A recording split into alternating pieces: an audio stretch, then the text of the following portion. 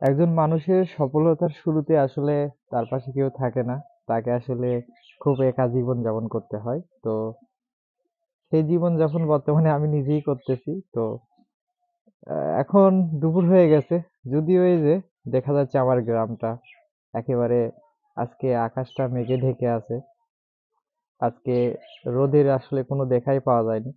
ওই যে দেখা যাচ্ছে ঘন ঘন কুয়াশার মাঝে যে গ্রামটা ওইটা আমার গ্রাম। অথচ এখানে আমার প্রজেক্ট। অথচ তারপরে আমার নিজে রান্না করে খাইতে হচ্ছে। কারণ আমাকে সফল হতেই হবে। আমার আসলে সফল হওয়া ছাড়া কোনো পথ সামনে খোলা নেই। তো দেখেন, যেহেতু দুপুর হয়ে গেছে, রান্না করে কিছু না কিছু খেতে হবে। তো রান্না করার জন্য আমরা জানি যে ডিম ভাজার জন্য লাগে হচ্ছে আপনার কারাই। তো কারাই নাই, তো পাতিলে আসলে এটা হচ্ছে বন্ধু চুলা। পাতিলে আসলে ডিম ভাজছি। এই যে পাতিলেও অসম্ভব সুন্দর ডিম ভাজা হয়। এটাই আসলে আমি নিজেও কখনো ভাজি নাই, তো এই ভাবলাম যে এই জন্য ভিডিওটা করি। এটা আমি লাইফ ফার্স্ট টাইম পাতিলে ডিম ভাজলাম। তো দেখলাম আসলে কারাইয়ের মতোই হয়। পাশাপাশি আর এখানে রাইস করে ভাত রান্না হয়েছে। তো এখানে আছে আলু ভর্তা ভাত আর ডিম ভাজা। আসলে এটা খুব ভালো একটা খাবার। চারপাশে এখনো কোনো কিছুই মানে ঠিক মতো হচ্ছে না। এটা অনেকগুলো কারণ আছে। আমাদের প্রথমত বাধা ছিল বৃষ্টি। তো বৃষ্টির কারণে আমরা আখে বেশ কয়েকবার ব্যর্থ হয়েছি। এবং এই যে এখন আবার দেখতেছি বাধা আসতেছে শীত। তো আমাদের শীতের কারণে যেগুলো গাছের জার্মিনেশন খুব বেশি ভালো হচ্ছে না।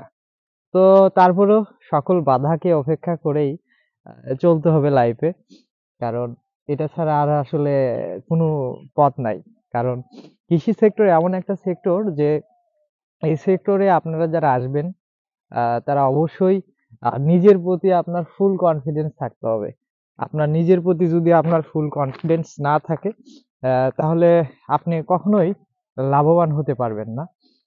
তো নিজের প্রতি কনফিডেন্স একেবারে শতভাগ থাকতে হবে। কারণ আপনার পরিবার পরিজন সবাই আপনার বিরুদ্ধে চলে যাবে। কারণ কৃষিটা একটা লং টাইমের প্রজেক্ট। এখানে আপনি চাইলেই একদিনে আসলে সফলতা পাবেন না। একটা সফলতার জন্য মিনিমাম একটা সময় পর্যন্ত আপনাকে অপেক্ষা করতে হবে। তো এটা হচ্ছে ছোট আমড়া, এটা হচ্ছে মিষ্টি আমড়া। তো এই যে আরো বেশ কিছু ফলের গাছ আছে। তো আজকে ভিডিও করতে আসলে কোনোভাবেই মন চাচ্ছিল না। আর দীর্ঘ ২ দিন ধরে ভিডিও দিইনি, বিভিন্ন মন খারাপের কারণ। তো এইটা হচ্ছে মিষ্টি তেঁতুল গাছ। এটা হচ্ছে মিষ্টি তেঁতুল, ২ বছরে ফলন ধরে। আর এটা হচ্ছে মিষ্টি কামরাঙ্গা। তো পাশেই আছে এই যে আপনার এগুলো হচ্ছে ডালিম। এগুলো হচ্ছে ডালিমের চারা। আর এগুলো হচ্ছে সিডলেস লেবুর চারা। তো এই সিডলেস লেবুর চারা এগুলো হচ্ছে পলিব্যাগে বসানো।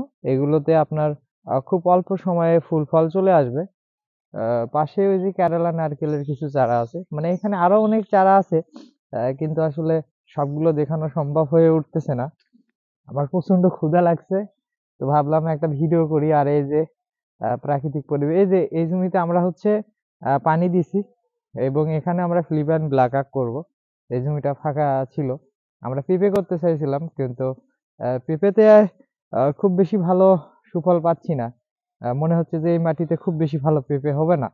এই জন্য আমরা ফিলিপাইন ব্ল্যাক আক করার সিদ্ধান্ত নিয়েছি। তো ইনশাল্লাহ এই স্বপ্ন করে আগ্রো ফার্মের সাথে থাকবেন। দেখা যাক স্বপ্ন কত দূর যায়। আসসালামু আলাইকুম।